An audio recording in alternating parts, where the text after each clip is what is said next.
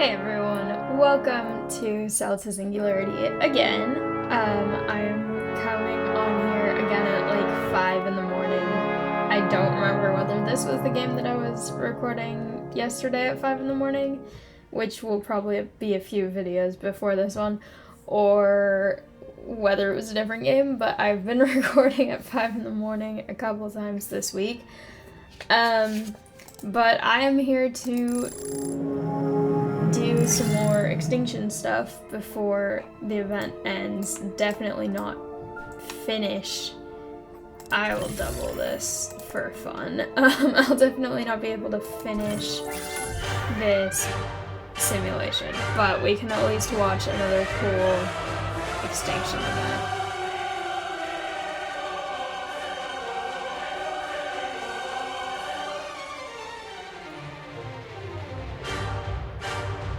Looks so cool.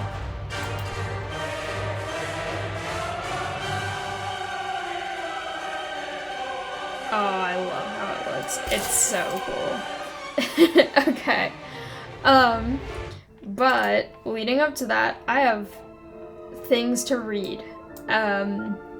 Because I have various different things that I've unlocked since the last time. So, first of all, vertebrate world. Tetrapods are ancestors to all modern land vertebrates, reptiles, birds, and mammals. But at first, the distinctions are blurry. Dimetrodon are sail-backed synapsids. A sail-backed synapsid. That's how that sentence goes. Looks like a reptile but has dagger teeth like the fangs of cats and dogs. Oh, that's cool. Also, what's interesting is that the unit of whatever it is you're collecting changes. And I noticed that. So right now it's DNA. Or species, I guess it is. But then it was tetrapods. And before that it was placoderms. And before that, it was trilobites. So it changes based on what extinction period we're in. Anyway, speaking of that, tetrapods. Tetrapods conquer land by leveling up the vertebrate skeleton. They have backbones built like bridges to support weight, jointed limbs with multiple digits for locomotion, and flexible necks for looking around. Alright. Then we have mega volcanoes, which are super cool. In northern Pangaea, Earth's crust splits open and its molten guts spew out for nearly 1 million years. The continental lava floodplain, now called the Siberian Traps, grows to an area the size of Europe. Ooh. When it says now called that, and it grew to that size, I'm assuming that means it no longer exists in that form today, but it is currently called the Siberian Traps for what it was before everything moved around and changed a lot. But that's cool, because that's a part of this history that I didn't know about, so that's very interesting. Okay. Toxic ash. More lethal than lava floods are clouds of toxic ash circling the globe. They are extra deadly because of the chemical makeup of northern Pangaea's crust. One of the biggest volcanic eruptions in Earth's history happens in one of the worst possible places. Ooh. Okay, and then that branched into 3 things, but I'll just go this way and work in. Carbon amok. Coal, oil, and gas are carbon byproducts of dead life. In Pangaea, they've piled up in the crust since Cambrian times. When magma sets them afire, carbon and methane explode into the air. Earth warms beyond what life can bear. Ooh. Which leads us to scorching Earth. In tropical and temperate zones, seas turn into toxic anoxic hot tubs. Land temperatures soar to 60 degrees Celsius, hot enough to cook animal flesh. Inland seas and rivers across giant Pangaea dry up. Only the poles are cool enough to sustain life. I'm trying to remember what 60 degrees Celsius is in Fahrenheit. I know when my family visits Canada in the summer, they'll talk about 40 being hot, and I feel like that's around the high 90s or early hundreds Fahrenheit. So that's definitely very hot for air temperature. Okay. Acid rain! 4 billion tons of sulfur erupt into the air. The resulting sulfur dioxide creates acid rain that poisons land and water globally. Bacteria in the ocean generate hydrogen sulfide, which turns the water toxic. So everything's getting destroyed. Okay, and then we have ozone destroyed. Northern Pentea's crust contains salt from dried up seas. Burning salt destroys the ozone layer, the atmospheric gases that shield life from the sun's ultraviolet UV rays. UV rays damage DNA, causing cancers, mutations, illness, and sterilization. Alright, and then we have the extinction itself. Permian extinction, which reduces Pangean life completely, is wiped out, and then Luca, LUCA, however you want to say it, is more efficient now. A shocking 93% to 97% of species perish in Earth's biggest loss of life. As the Paleozoic era ends, trilobites are gone forever, and oceans regress to microbial slime. Forests revert to ferns and mosses. Most of Earth is uninhabitable for millions of years. Okay, so this wasn't... I don't think this was the extinction that I was thinking it was. But it was the biggest one, so I was right about that. I think the one after it is the asteroid one. Which I talked about in the last video. Because I was trying to remember between Permian Triassic and the one that's the meteor, whether they're the same or not. I don't think they're the same thing. I think there's another one. And now I'm trying to remember what its name is. But... oh, actually, wait a second. I might have it as the next thing on here so I can see if it has a name here. Triassic extinction. Maybe. I feel like I've heard it by a different name, so I'm not sure if it's that one either. Also, Cosmos is snoring, as he very often is. I love that I have Mars here now. That's so cool. Okay. But I have a lot of stuff that I want to level up, because I can. So. Alright. We have very drastically different levels of technology here, from crossbows all the way to interplanetary spaceflight. So I guess we'll go chronologically again. Okay, crossbow. A bow mounted on a stable base is deadlier in range, power, and precision than a handheld bow and arrow. A trigger holds the bowstring in extreme tension and then releases it, propelling a bolt at a snappy speed. Crossbows alter warfare tactics and armor. Although a bow and arrow is much more fun to use, in my opinion. I've never used a crossbow, but bows and arrows are fun, and I feel like crossbows would take away some of the fun of that. This one is so cheap, what the heck? Okay.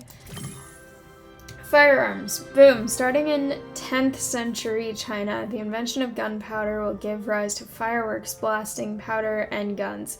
Cast iron and brass firearms replace bamboo weapons that shoot bits of metal or arrows. Alright. Fire lance. Ooh.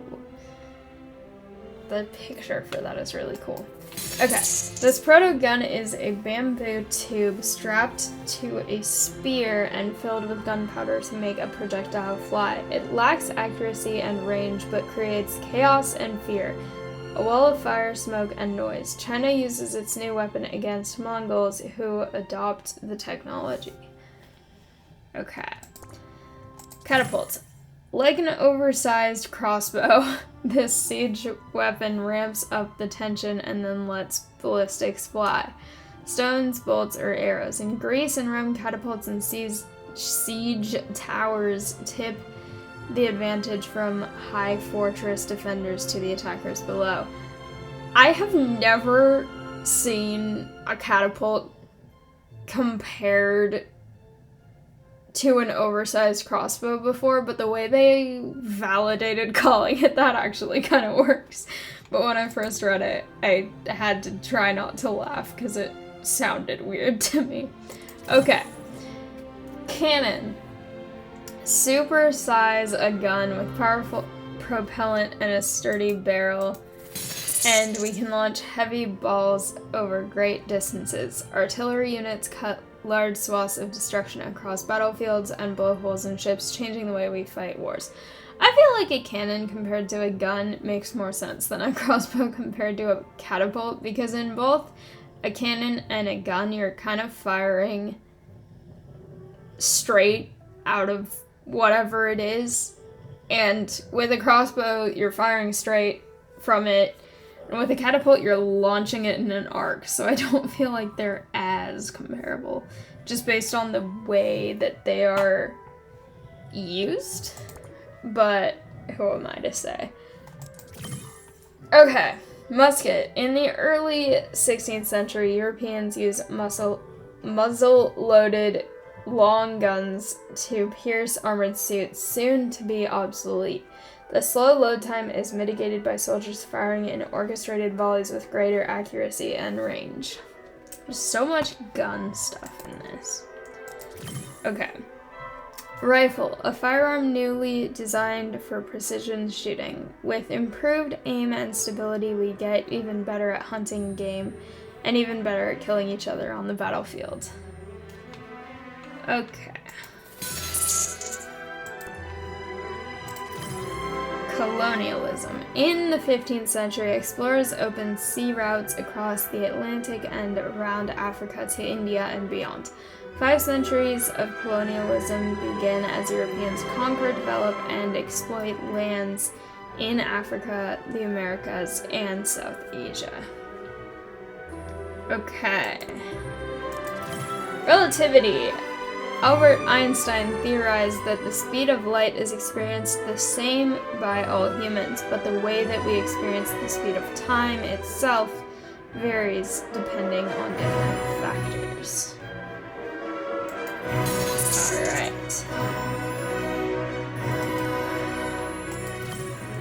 Solar power. We draw energy from the sun to power our rovers and other technology. That is why Rosetta didn't work successfully, because its solar panel landed in the shade. If you don't know about Rosetta, it's very, very cool. It was a mission that was the first time anything rover-like has landed on a comet. If you haven't heard of it, I highly recommend looking it up. It's very cool. But it landed and bounced and kind of ended up under an ice shelf that was in the shade, so its solar panel didn't work. But it got a little bit of data and sent it back before it died. Alright, magnetic research. The first rovers and probes retrieve information on the gravity and magnetic fields of Mars. Ice deposits. All water on the uninhabited Mars consists of ice frozen underneath the surface, though evidence suggests that it used to flow freely. Okay. Let's see what stuff we can level up here. Ah, so close. I was working on getting all of these very leveled up, so.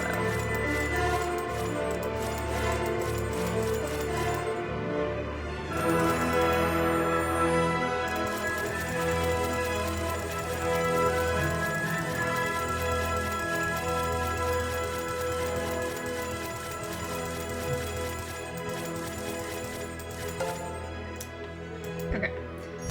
Don't step on my toes. Elephants have toenails, but do not have toes. Alright.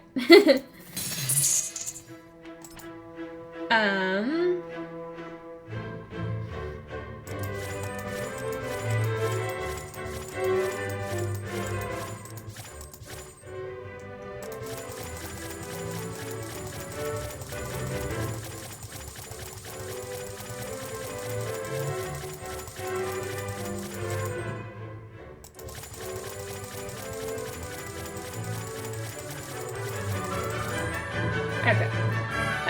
I will let these guys accumulate stuff for a while. Go see how these things are doing. Okay.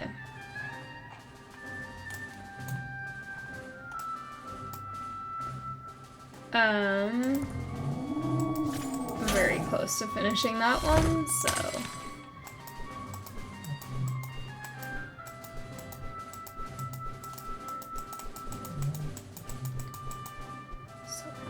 Okay. I did not mean to do that one. That's okay. I'll do this one.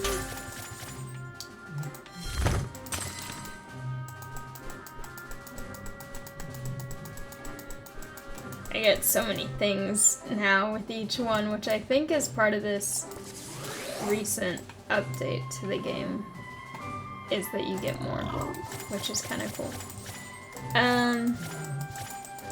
I'm so close to being able to afford that. Darn it. Okay. Well, I can work on this one, because it's very cheap so far, and I need to level it up, and I get mutagens, so that's all very nice.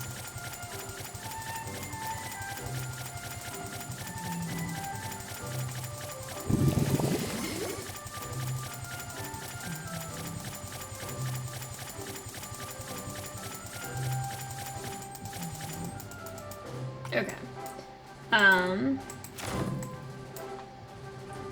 And soon I'll be able to rank up that next one as well. And then Beyond, which is still gonna take me so long because I have to collect so much Stardust for that last thing. But I am excited. Oh, yes.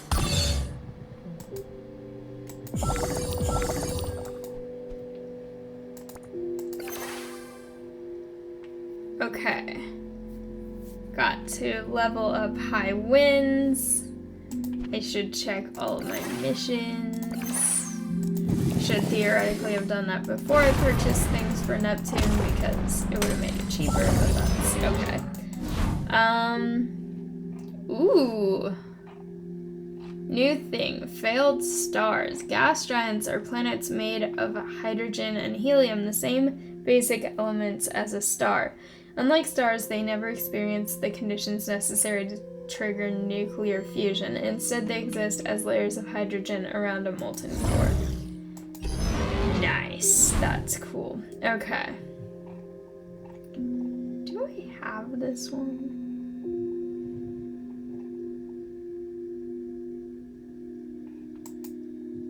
I think so. Alright. No, maybe I didn't. That looks like it might be new. Okay. Sideways revolution. Uranus is the only planet to revolve on its side at a 90-degree angle instead of upright. It's believed that this tilt is the result of a collision with another celestial body at some point in the past. Alright. Also, this thing about Uranus being tilted made me think of this. I went on a rant about in the last video where I was ranting about Pluto not being included and all that. I went on a rant about how people of my generation, a lot of them don't know what the planets are or what their orders are. And so the tilted Uranus thing made me think of this. If you're one of those people, I highly recommend you go listen to the Schoolhouse Rock song Interplanet Janet, because it lists all of them, and it includes Pluto, because it's old enough. Schoolhouse Rock is old enough that they are correct about that. So it's very, very educational, but also amusing. And, oh yes, Saturn's doing stuff. And it's a very funny song, but they have a thing about Uranus being tilted. And, interestingly, they actually say more about Pluto than they do about Neptune in that song, which I think is funny, because I also argue that one of the criteria for Pluto not being included as a planet anymore should also eliminate Neptune, because part of that is that, what have I not clicked on here? Part of that is that a planet has to have fully cleared its orbit, meaning no major orbiting things should be allowed to cross that planet's orbit, basically. And Pluto doesn't fit that criteria because I cannot find where this thing is.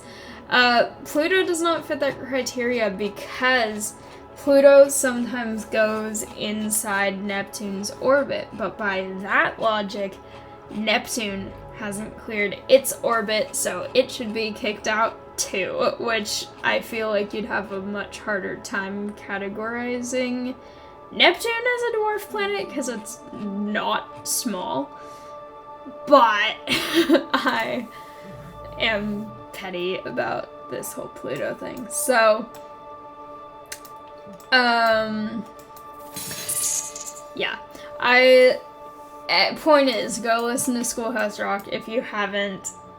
That song specifically, Interplanet Janet, but if you aren't familiar with Schoolhouse Rock, just go experience it in general. It's very amusing and very educational, so. I got introduced to it by my parents from a pretty young age, because it was much earlier than my time, so I didn't see it, like, live or anything. I didn't really watch TV growing up anyway, but we had a DVD of it, and also a CD of specifically the math songs, which, with Schoolhouse Rock, it's interesting, because some of the songs I really enjoy, and then there are certain songs that I hate with a passion, because they're just so irritating to me. And I acknowledge that they are educational, and they get the point across really well, but some of them are just very annoying, and my dad will sing some of the ones that really annoy me to annoy me, and we'll kind of make fun of them, because I think we find some similar ones annoying. But yeah, Schoolhouse Rock, very good. Everyone should see it and know it if they haven't. There are plenty of songs of theirs on YouTube.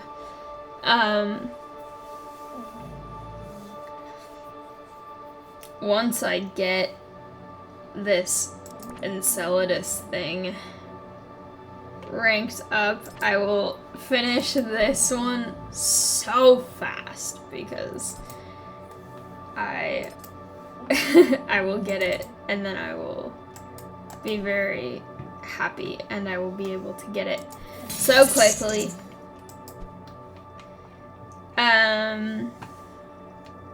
Because taking a picture doesn't take very long, so it's very nice.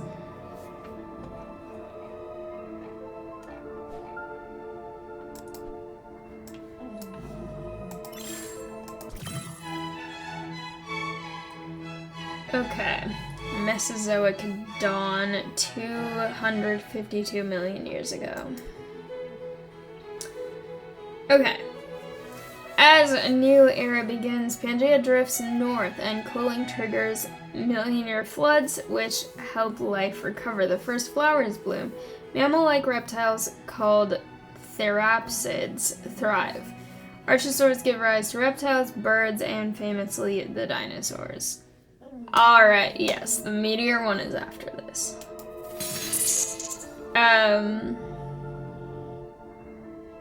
Yeah. The visuals of the different stages of Earth are so cool. Ooh. Crocodiles. That's cool.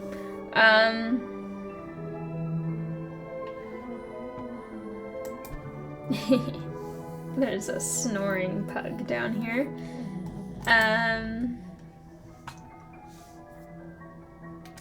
All these are so expensive. I'm definitely not gonna be able to finish this today. Also, I have a random new friend, and I don't know how because I've never gotten friend requests or anything on here. It's just kind of appeared as friends, and they're right here. And I don't think they've really done anything in this. I don't know who they are, but like, hi, nice to, I guess, compete together or whatever we're doing.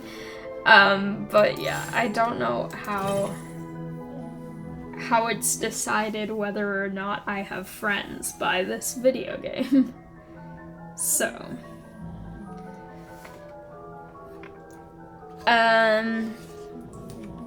yeah, I guess I'm just gonna play as much as I can and then see from there how things are going.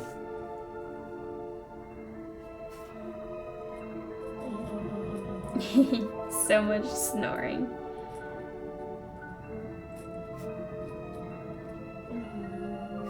I'm kind of waiting for stuff to accumulate in all of them right now, so yeah, I definitely want to read Crocodile World if I don't get it yet by the time this ends, so I'll probably do that regardless, but I want to see if I can get it first. So hopefully, oh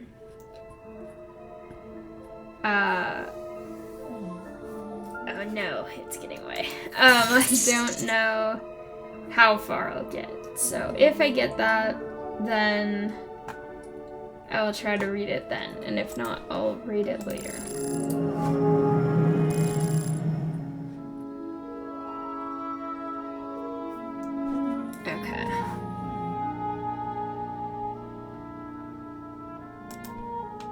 I don't particularly want to double it right now. I could, but I don't feel like it.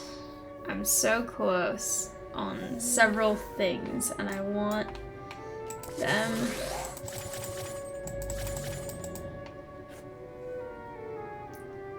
Okay.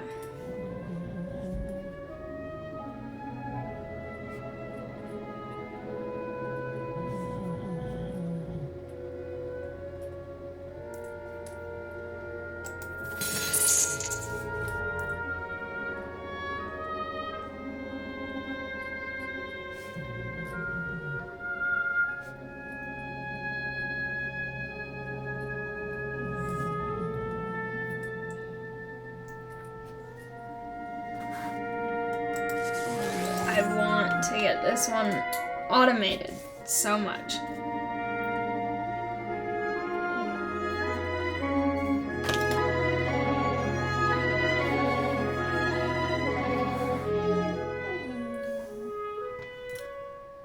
So another thing that's kind of interesting, at least to me, is, so on YouTube, when you post a video, it will tell you whether anything that you've used in your video has copyright on it.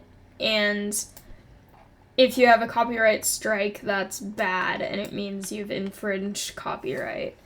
But if it finds a thing that has a copyright on it, but the users are allowing it to be used publicly, it will just say copyright without copyright claim. And then if it doesn't have anything, it will say none next to your videos when you're looking at them. And what I find interesting is this game, the music in this game is copyright all the time. Every single video of this game has been copyright. It hasn't been the copyright claim, but just there's stuff in here that's allowed to be used but is copyrighted. But one thing that I find really interesting is that Stardew Valley, which is kind of debatably the main game that I do on this channel so far,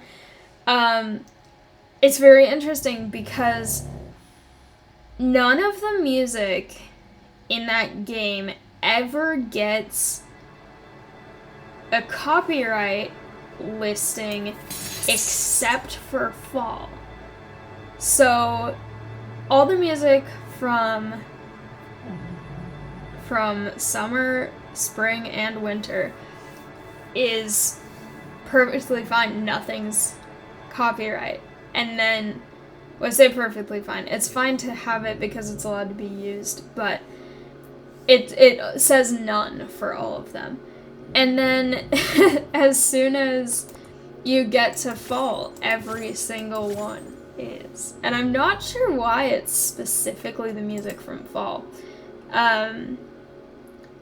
Like, I'm not complaining. It's just very interesting to me how it's like, what one of these didn't I get? This is bothering me. Like, I'm not complaining at all. It's just kind of funny to me that basically there's so much music in Stardew Valley and all the different locations and all the different times and stuff, and it's just only fall that gets that.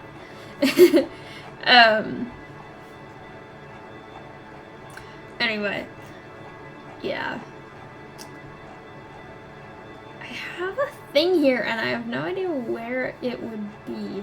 So I'm just scrolling insanely far down. This doesn't scroll very... okay.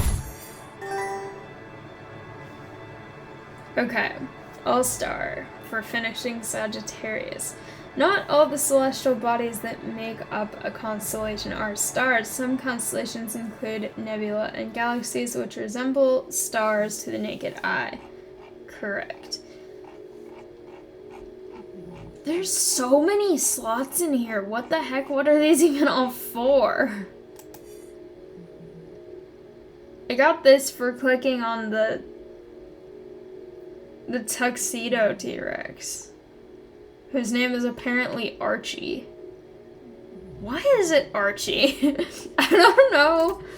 I mean, that's a perfectly fine name, but for some reason, Archie is like the last thing I think I would ever name a T-Rex, which is probably why they did.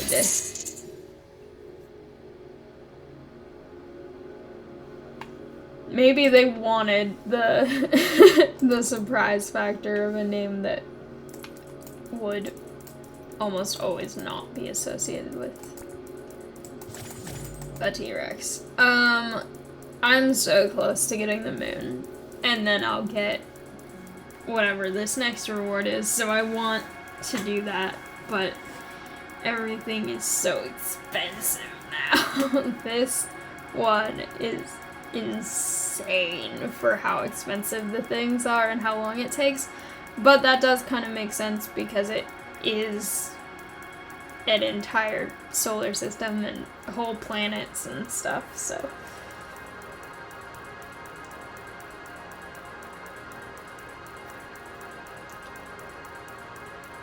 This is also very off topic, but this is a perfect game to get really off topic in because there's a lot of reading when I unlock new things, but other than that, a lot of it is just waiting to click on things. But my hair is wet right now, and my entire shirt is soggy because my hair is very thick and also over 1 meter long. So when it's wet, I used a towel on it and it's still dripping everywhere. So my hair is slightly a menace, but it's fine. I will go back to this one.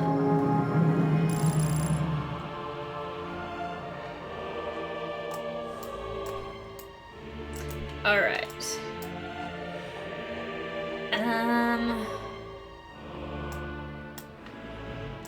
I guess I should level this one up. These are producing way more than they used to be, so that's good.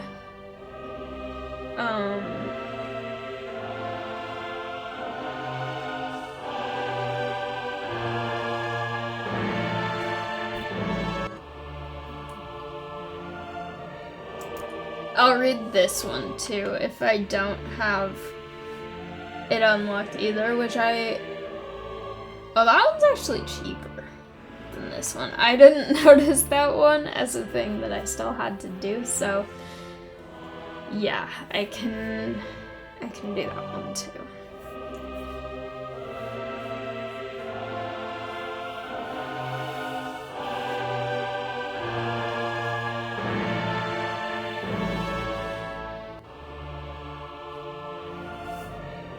Cosmos is so tired under the desk, just hanging out. I think he's a little bit cold because he's curled up a lot. It's that weird time of year where I live, at least, or at least where I live for university, which is not where I most often or most long duration have lived, but where I live for university, it's interesting because right now it's the weather where in the day it's very, very hot, and I had my windows open earlier for something because I recently moved into this house and there's a room that's just very perfumey, so I had the window open during the day, and it was so hot, and Cosmos was just melting all over the floor, which was very cute, but also I felt bad for him because he was really hot, and he, for some reason, decided that the best place to melt when he was already hot was in a patch of sun, but he just lay there and kind of flopped and melted for a while. But then by now it's the evening and I have a different window of my house open and it's actually very cold. So I personally like the cold much more than the heat. I don't like the heat, which, being from California, makes it a little bit difficult because summers are like 115. But so I'm really excited about the kind of more actual fall-like weather and all that stuff, so I'm definitely excited about that, but it's such a difficult time to try and figure out what to wear, and that hasn't been a problem for me in the last week and a couple days, because I haven't really left my house. I've been home with Cosmos trying to help him get adjusted to a new house. But I mistakenly said in a previous video that school was starting for me on Monday. It's not. It's starting on Wednesday, 3 days from when I'm recording this, but this will probably be out like maybe a week after that. But once I start having to leave the house, I'll have to actually get dressed, and if I have an early class but it doesn't end until the afternoon, it will be cold in the morning, but then it won't be when I'm coming home, and it's just like, what do you even wear? But I like it. I like the fall weather. It was really windy today, so that was nice too. And then the other thing also about all of that change is that then Cosmos is gonna have to be left alone, which he isn't going to enjoy very much because he gets separation anxiety, but he's brave and I know he'll be okay. He might cry a little bit, but I am gonna leave him for a few minutes tomorrow, Monday, as of when I'm recording this, just because I have an errand to run to get my trash utility set up, because I have not had actual external utility trash cans for the week that I've lived here so far. So I need to go to their office and get that set up, and that will be probably a good test run because I'll be gone for maybe half an hour at most, so that will hopefully get him used to the fact that I left, but I'll be back and it will be okay, and he doesn't need to freak out or get really anxious because I'll be back, and I think he knows that for the most part, but he still gets sad. So, I've gotten some special foods for him, the little wet foods, because I don't know if anyone else who has dogs who's watching this has done this, but there are these like freeze-dried raw bits that I put in his food, and there's one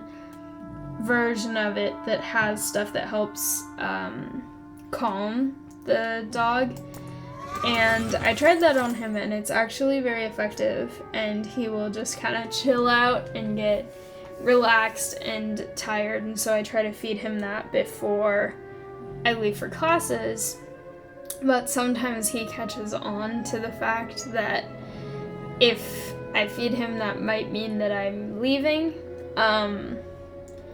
and so I got him some wet food because he really likes it, so I know he'll eat it. So if I put the calming raw bits on his wet food, he'll actually eat them, and then he'll be calm and hopefully be okay. I mean, he's always okay. It's just the emotional trauma of me leaving for a class.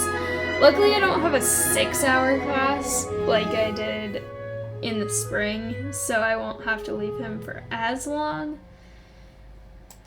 But still, he doesn't like being left alone. And I think after this summer, when he's been in a house where I was living at my parents' house, so there were usually 4 people around, if not, there were usually at least 1 or 2 people home at all times. I think it's gonna be a little bit hard for him, but hopefully he will adjust and get used to it. He's been having fun in the new house, I think, so far. It's got stairs. He's figured out how to go down them without getting too much speed and crashing into the wall, which he's never actually done, but he got close once or twice, so we spent a little bit of time working on that, and just, like, you can go slow, you don't have to sprint down the stairs, so he's gotten good at that now, and I'm proud of him. He's a very good boy. I know he is a little bit of a handful sometimes. I talked in a recent video I recorded about how he was in trouble for eating something that he shouldn't have eaten. But he is genuinely a very good boy.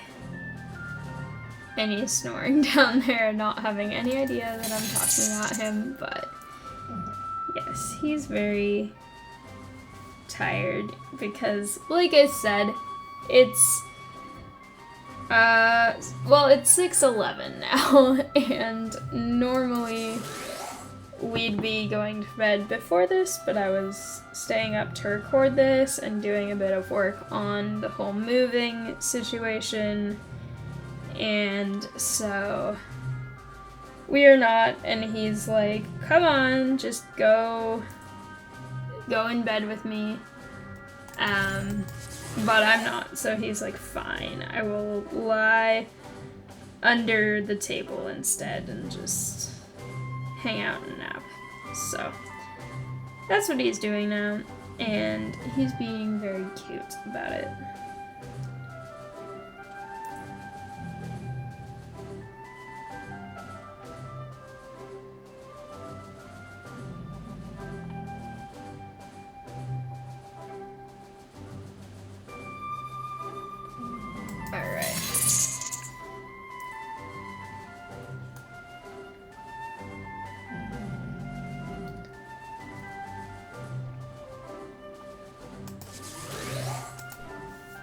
So many dinosaurs now. It's very fun. Alright, let me guess. I've earned very little in the scale of how much I need to actually have for anything here. But that's okay. Oh, but this thing is done. So that's good. I'll do that one. And then, let's see. Which ones do I need the most? Probably, well, I need all of them, but Enceladus is, oh, actually, I have to get so much still for Enceladus, but I will work on it.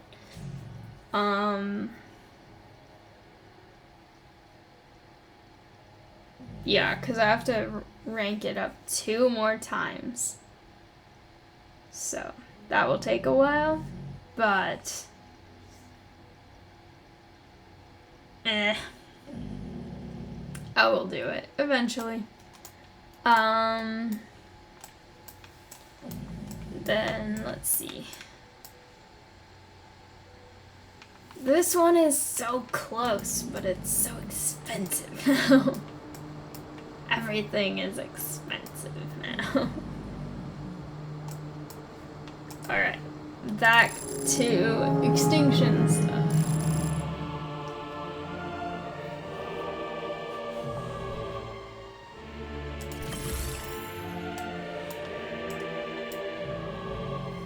Okay, I'm getting close to being able to get Archosaurs. Which, again, may or may not be how that word is pronounced. I am not sure.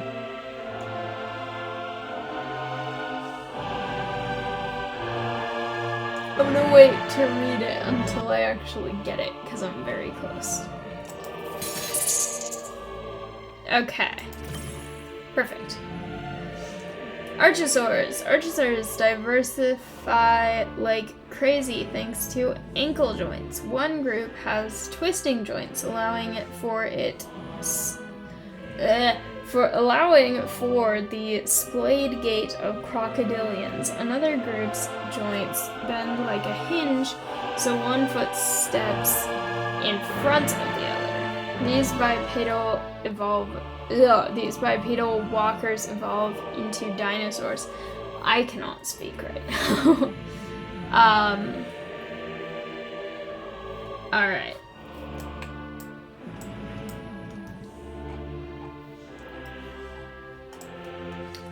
I love the background for this. I don't know if I've talked about that enough. I feel like I talked about it in all the other little short-term simulations, but this one is particularly cool because it's got like the volcanic area, and it's got like the icy region, and then it's got like this kind of nebula looking exterior with like the planet alone in the universe with stars and everything. It just looks so cool. I love it. Okay.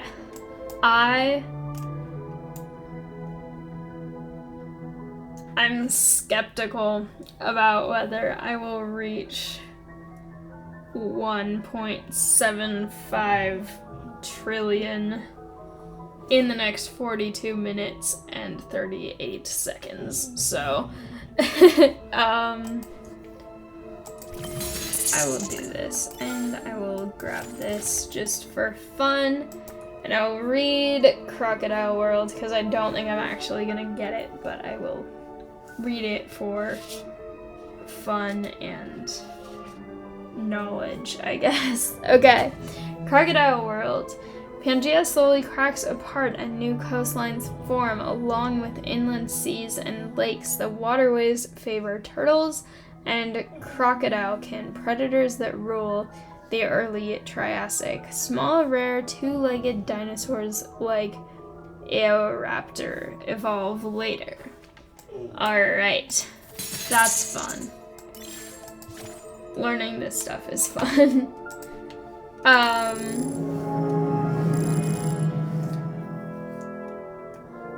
I was talking to a few people recently about how I will learn a lot of things about stuff I'm interested in, but when I'm forced to learn things for classes, even if it's a subject I'm interested in, I have a much harder time.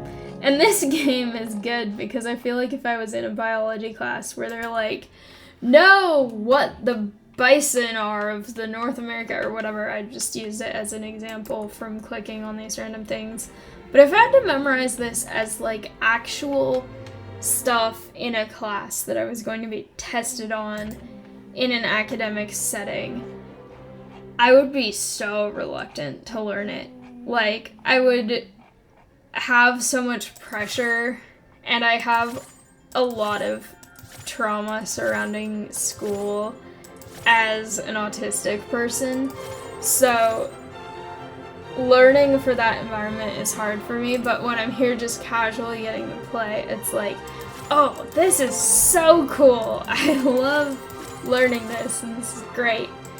But as soon as the teacher's like, sit down and learn this, I'd be like, no, I don't want to. I want to learn about my other special interest that's the actual thing that my autism is obsessed with right now, that's not the thing that you're trying to force me to like right now or study. Anyway.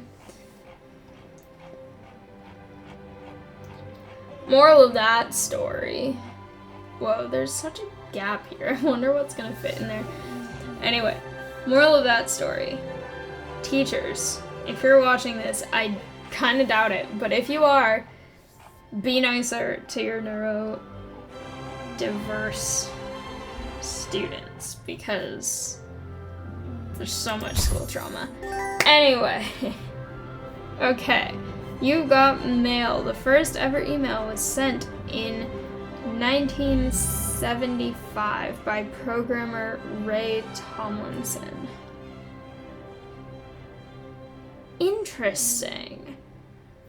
Okay, email being as recent as 1975. I mean, that's still 25 years before I was born, but that's, I don't know whether I feel like that's later than I expected or earlier than I expected. I just, for some reason, that's not the year I expected, but I don't know what the year I expected was or is. Huh. Okay. Anyway, Cloning, the ability to create an exact genetic copy of an organism. Cloning opens up a world of new possibilities for bioengineering. Oh, and then there's a new one here too. Okay. Human cloning. Humans can now make perfect genetic copies of themselves. Cue the existential crisis. Bioengineering. From prosthetics to lab-grown tissues, advanced knowledge of the workings of the human body can help us find solutions for biological problems that once seemed impossible to solve. Okay.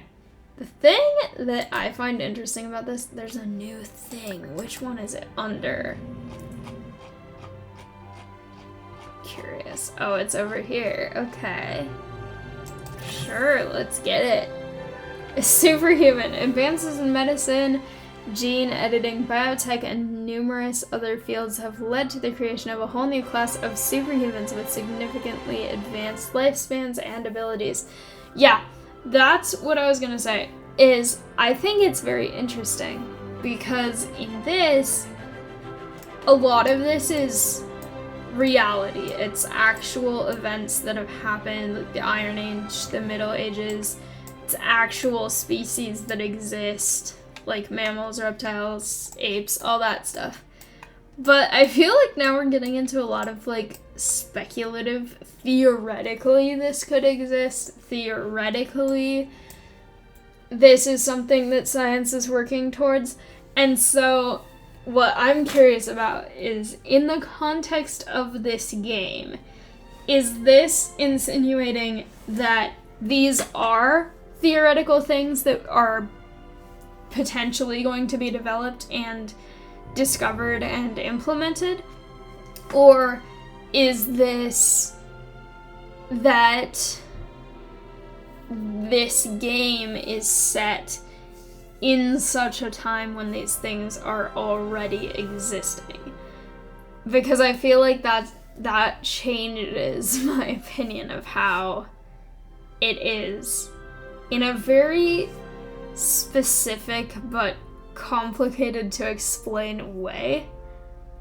Because I feel like if the idea is that these are things that do exist at the time that the simulation of this game takes place, then they're writing it in a very specific way, which could be completely not the way that any of that technology happens at all. And so to have most of the game be so accurate to history as far as our understanding of it during pre-recorded times and as far as records show from recorded times, and then have something that's written as a theoretical, this is how it went, is very different than if they're writing it as a, this is what could happen when this exists. I don't know if that makes any sense at all. But anyway, humanoid colonist is another new one. After many generations adapting to the local conditions on far-flung exoplanets, the descendants of colonists from Earth may bear only a distant resemblance to their human forebears. Okay, the way that's worded sounds like this is still a theoretical future that hasn't occurred, saying it may happen like that. So I think it is the option that this is not something that has specifically occurred, but more that this is something that may be happening later. Okay.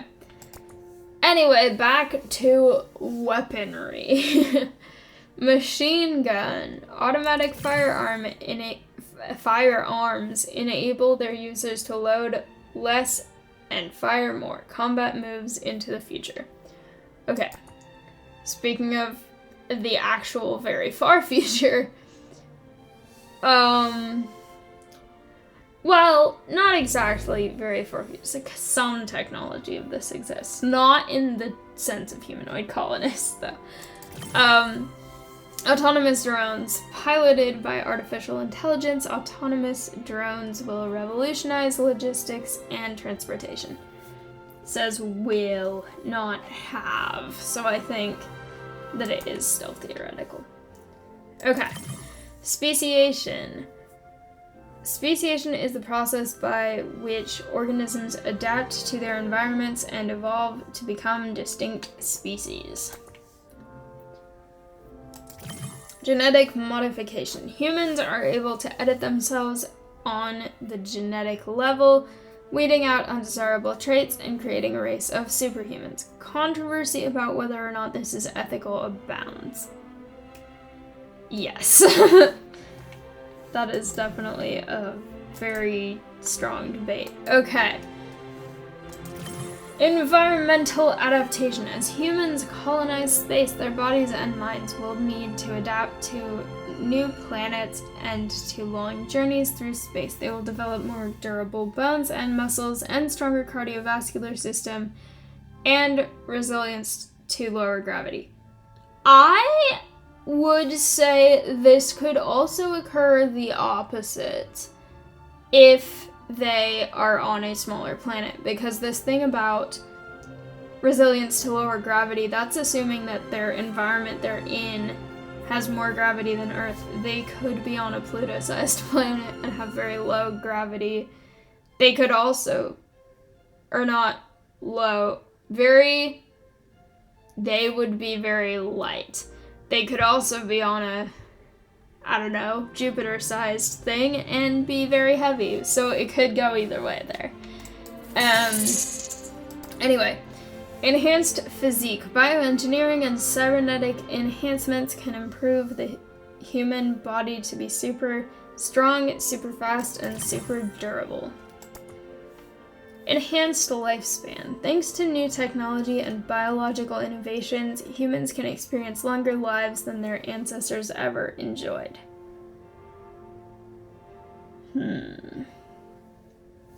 That one's worded slightly more like something that's already occurring, and I guess it has, in a sense, like lifespans are longer, but they're definitely not like immortal. I don't know, but that's interesting.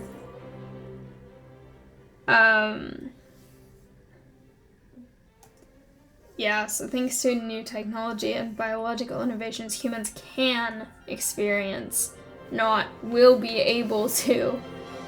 Anyway, I think I'm nitpicking this too much. Okay. Enhanced intelligence. By upgrading their brains to create better processing abilities, humans are able to expand their intelligence to heights never seen before.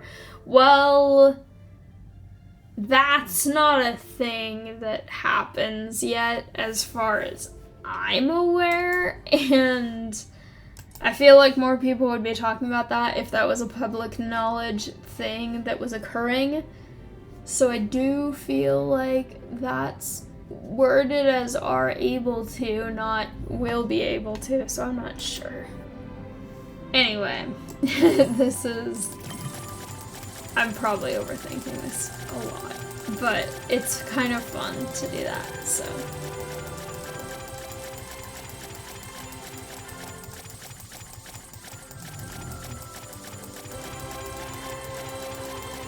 It's kind of fun to overanalyze some of this stuff. Especially when this, I feel like, could have so many different explanations to sort of your role in what this game is. Like, that's something that I always enjoy when it comes to games, is looking at it and being like, okay, but where is this, how is this fitting in, you know? Like,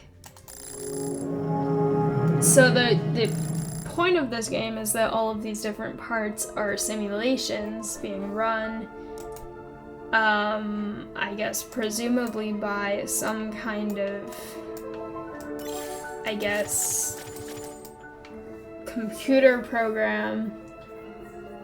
So the question that I have for that is this a sentient computer program wanting to learn about Earth and Earth's solar system and dinosaurs and all these different little short-term things that it learns about, like this extinction thing?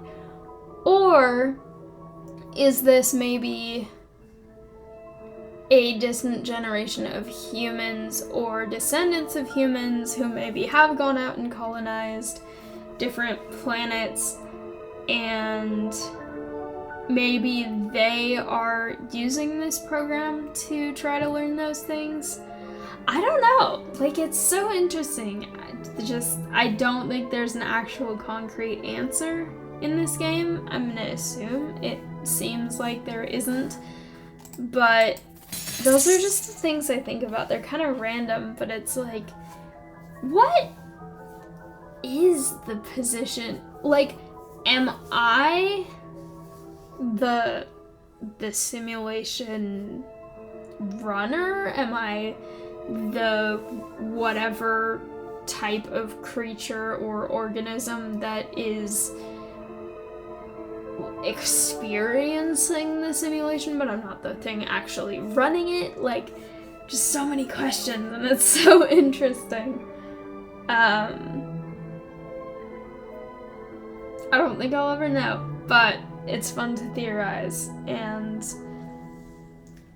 so that, every time I see these things where it's like, this is happening, this could happen, this has happened, it's like, wait a second, what time period are we in? Who are we? You know, that kind of question. So it's very fun. And I'm definitely enjoying playing this. However, with that said, I don't think I'm going to be able to do much more in this simulation in the time I have left. There's less than half an hour on it, and everything I've kind of upgraded as much as I can efficiently upgrade without having to wait for a lot of various, I don't know if ingredients is the right currencies, I don't know what to call them, to charge up. So I think I'm gonna leave this episode here. Learning about all these extinctions was fun, and maybe the next time it comes around I'll try to do the whole thing, or at least more of it than I got for now. But for now, thank you all so much for watching. I hope you liked it. If you did, please like, comment, and subscribe, and I'll see you next time. Bye!